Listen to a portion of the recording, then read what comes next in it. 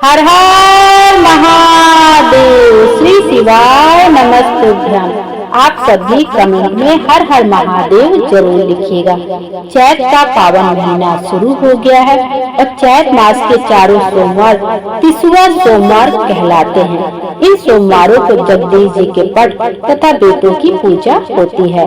उसके बाद तीसरा सोमवार की व्रत कथा का श्रवण किया जाता है। आइए हम भी तीसरा सोमवार की व्रत कथा का श्रवण करते हैं और अपने जीवन को धन्य बनाते हैं और जगदीश भगवान जी से यह प्रार्थना करते हैं कि हमारी सभी मनोकामना पूर्ण हो। आइए अब व्रत कथा का श्रवण करते हैं।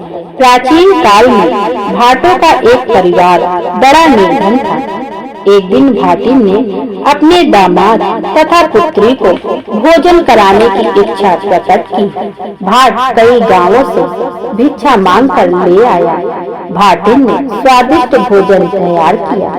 वह भोजन बनाकर हाथ पैर धोने के लिए बाहर गई।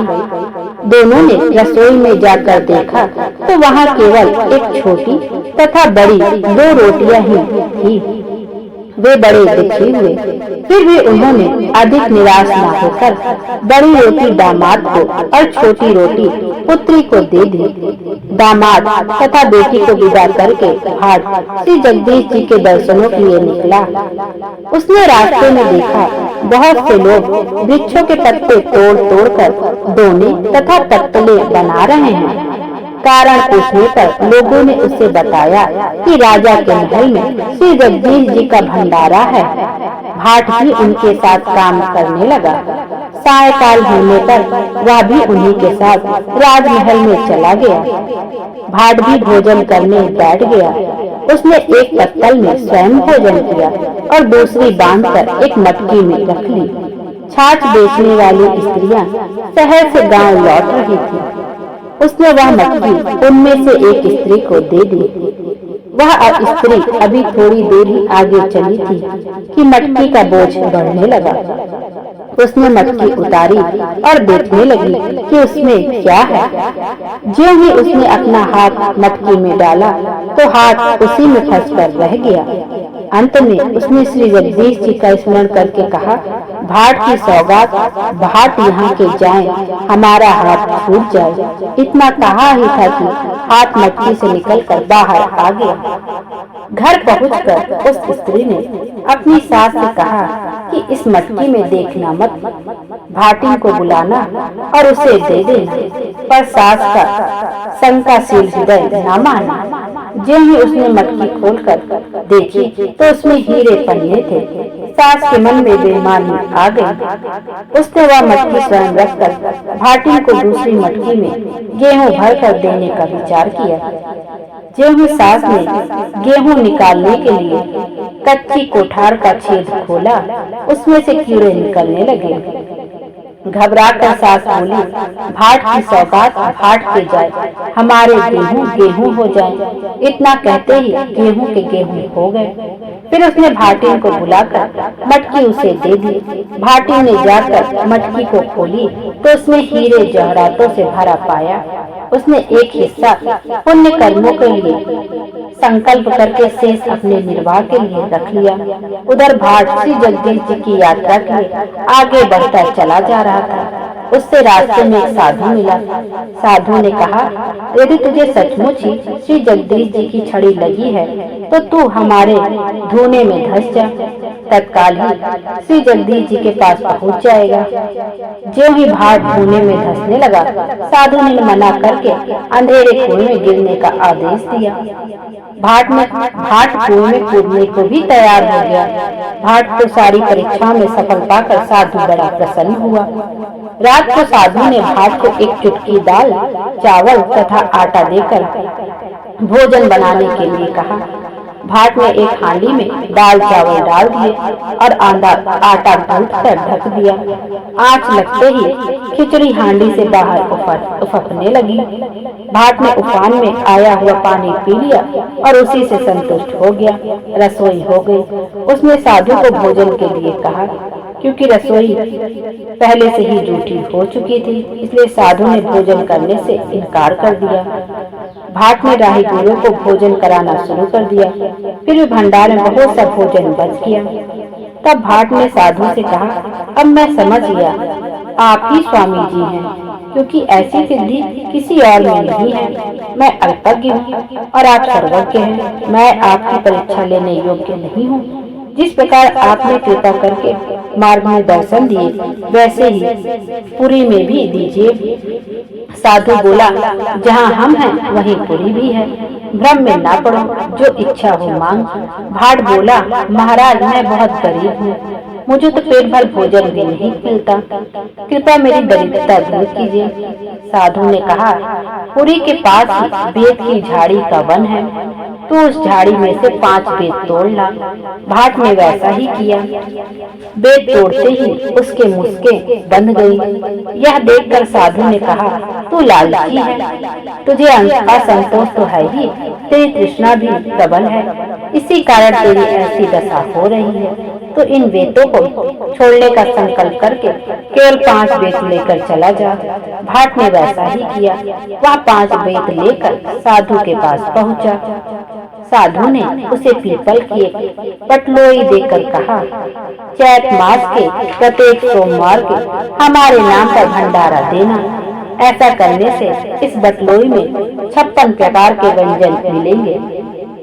बटलोई लेकर प्रसन्नचित्त भाट घर की ओर लौटा। रास्ते में वह एक स्थान पर पानी पीने लगा तो उसकी अंजलि में टेसू का एक फूल आ गया। फूल को देखते ही उसे स्मरण हुआ कि आज चैत मास का पहला सोमवार है। भाट ने पास ही खेत में काम कर रहे लोगों को बुलाकर उसी स्थान पर पूजन करके कथा कहनी चाहिए, पर कोई भी उसकी कथा सुनने को राजी न हुआ। वह निराश होकर आगे बढ़ गया। उसके जाते ही किसानों का अनाज अपने आप जलने लगा। वे भाट को वापस बुला लाए। भाट ने पुनः बेतों की पूजा करके कथा कही और अपने घर की ओर चल दिया। भाट की 2 लड़कियां थीं, एक अमीर के घर ब्याही हुई थी तो दूसरी गरीब के यहाँ। तीसरे सोमवार को भाट बड़ी लड़की के घर पहुंचा। उसने बेटी से कथा सुनने के लिए कहा, पर बेटी ने ध्यान न दिया। तब वह अपनी गरीब बेटी के यहाँ गया। वह बड़े आदर भाव से पिता से मिली। उसने पिता की इच्छा अनुसार चौका लगाया। भाट ने श्रद्धा भाव से पूजन किया। लकड़ी घर से सन की अंटी लेकर बनिए के यहाँ से गुड़, घी आदि ले आई। उसी घी गुड़ से साधु के नाम का हवन करके कथा सुनी। भाट ने साधु द्वारा दी हुई बटलोई में बेत डालकर खटखटाया। उसमें से कच्चे पक्के 56 प्रकार के व्यंजनों के ढेर लग गए। गांव के लोग प्रसाद लेने आए। भाट ने उन्हें भोजन कराया। चलते समय भाट ने अपनी लड़की को श्री स्वामी जी का स्मरण ध्यान करने का जैसा आदेश दिया, लड़की नियम पूर्वक वैसा ही करने लगी। उसके घर में नित्य प्रति धन धान्य बढ़ने लगा। जब भाट अपने गांव के समीप पहुंचा तो उसे वहां विशेष चमत्कार दिखाई दिया। गांव से बाहर नए नए बाग बगीचे, मंदिर, तालाब आदि देखकर वह विस्मित रह गया। उस दिन भी सोमवार ही था। भाट ने गांव भर के लोगों को निमंत्रण देकर बुलाया। बेतों की पूजा करके बेत से बटलोई को खटखटाया। 56 व्यंजनों के ढेर लग गए। गांव के लोग भोजन करके चले गए। उस दिन राजा के यहाँ भी प्रसाद पहुँचा दिया गया। राजा को अपने नाई द्वारा पहले ही भाट की बटलोई की करामात का पता चल चुका था। राजा ने किसी प्रकार से भाट की बटलोई हड़पने की बात मंत्रियों से कही। मंत्रियों का परामर्श था कि राजकुमार को भाट के घर भेजना चाहिए। वह हठ पूर्वक उससे बटलोई ले लेगा। यदि भाट न दे तो बलपूर्वक बटलोई छीन ली जाए। दूसरे दिन सेवकों सहित राजकुमार भाट के घर पहुंचा। भाट ने राजकुमार की मांग पर प्रसन्नता पूर्वक बटलोई दे दी। उन लोगों की प्रसन्नता का ठिकाना रहा। राजा ने नगर भर में भोजन का निमंत्रण भिजवा दिया, किंतु बटलोई में बेत डालकर खटखटाने पर उसमें से कुछ न निकला। भोजन के लिए आए हुए लोग भूख से व्याकुल हो रहे थे। भंडार भी खाली था। राजा ने क्रुद्ध होकर भाट को पकड़ने के लिए सिपाही भेजी, किंतु वह पहले से ही भाग निकला था। भाट भयभीत होकर स्वामी जी के पास चला जा रहा था कि रास्ते में आम के दो वृक्ष, दो पोखरे, एक बोझ वाली स्त्री, एक सांप, एक घोड़ा मिला। घोड़ा भाट से बोला, स्वामी जी से मेरा संदेश कहना कि मैं बहुत दिनों से सज सवर कर घूम रहा हूँ, मुझ पर कोई भी सवारी नहीं करता।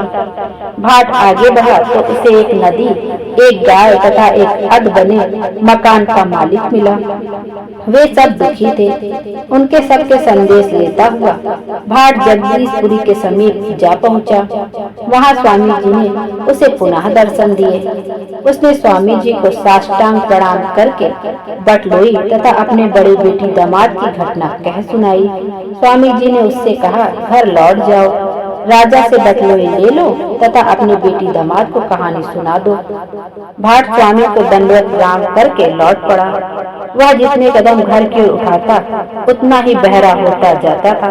वह घबराकर पुनः स्वामी जी की ओर चल दिया।